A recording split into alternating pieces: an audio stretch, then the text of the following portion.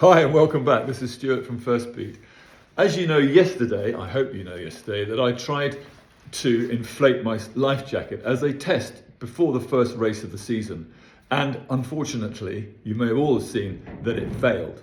And today, I've been checking out why it failed and what I can do about it. So here's the life jacket. I've now deflated it, thank goodness. And I'm going to take it off and just show you exactly what went wrong. So first thing to say is that the mechanism is fired from here on this device, and connected to it is this CO2 canister, which is a 33 gram CO2 canister. And this is the new one, which I purchased yesterday. And the way to install it is to screw it back into this device here. Now, the reason why it failed yesterday was because obviously during last season, this cylinder became loose. And it became loose as much to enable or allow the CO2 to actually come out of the thread area. So a lot of the CO2 went into one side of the inflated area, but not the other. So it wasn't successful. To be honest, it might have kept me afloat, it might not have done, but it wasn't a good result. So having bought a new cylinder, I've realized now that the key thing is to not only put the cylinder in quite tightly, but also inspect that the two green marks here are showing. Now you can see these through the life jacket when it's all zipped up actually, so it's not a bad thing. However, if you just take a little bit of pressure off the cylinder and it's not absolutely tight, you will see that it's still showing two green marks. So I wasn't to know that this cylinder was going to fail and let CO2 escape through the thread. So not a good result. So I've now tightened it up very tight, not too tight. Also tightened up a new water activated hammer as well, which will let the life raft inflate on its own if I go in the water. And so hopefully we're now back to normal. As I said before, this is one of the original spin lock life jackets, which for me is, because I'm a big guy, this is has a lot of inflation in it. It will keep me afloat pretty well. And also it has the now hood, which is needed for the rule, which goes over your head to protect you from the water splashing. You'll also note that you might not have seen it, but in my life jacket is something called an AIS, which is a VHF transmitter, which allows a yacht with a GPS to see a plot of this AIS. So when I go in the water, I can activate this.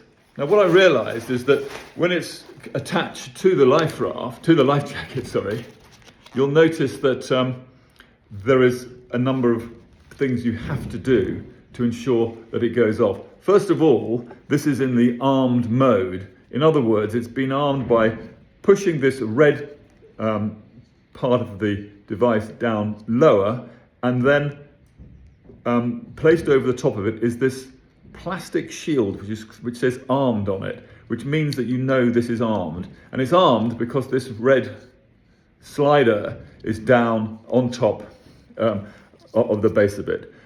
So when you're in the water, in bad conditions I would expect, you've got to grab this and you've got to take that cover off.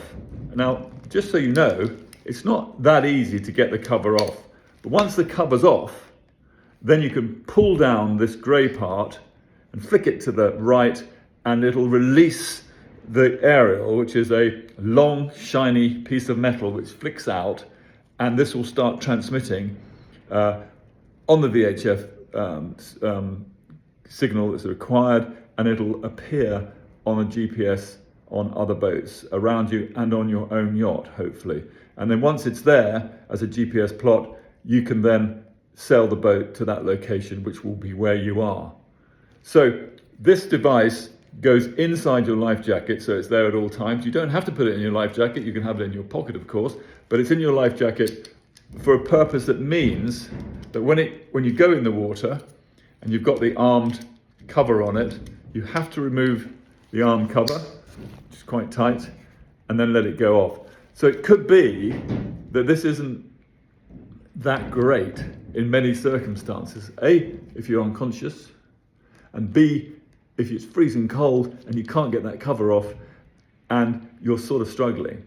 So there are other devices available which automatically start transmitting once the life jacket inflates. And that's quite a good idea as well. But of course, for this to go off when it's not required does cause all sorts of instances, and GPSs come up with an AIS alert, and it creates, quite a lot of confusion. So that's why there's quite a lot of mechanisms here to prevent this going off by accident. So you normally keep your AIS inside your life jacket.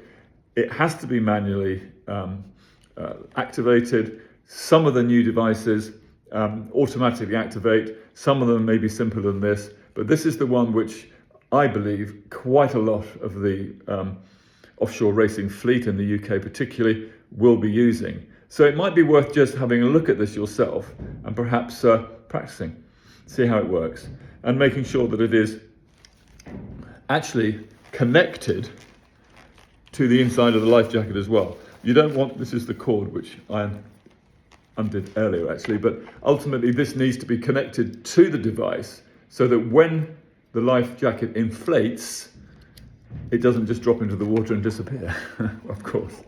So just a few things there, and this has all come about because I decided to do a little video at home to show everybody if my life jacket would inflate. Now this life jacket is, 5 or 6 years old. It's done 2 fastnets, it's done the Round Britain Island race, it's done the C600, it's done the Middle Sea race. It's been everywhere, and it is quite a nice traditional first design from Spinlock, and I do like it. However, I may well be looking at a new AIS, and I may be looking at a new life jacket, and I think it was quite an interesting moment that I actually did that little test on YouTube.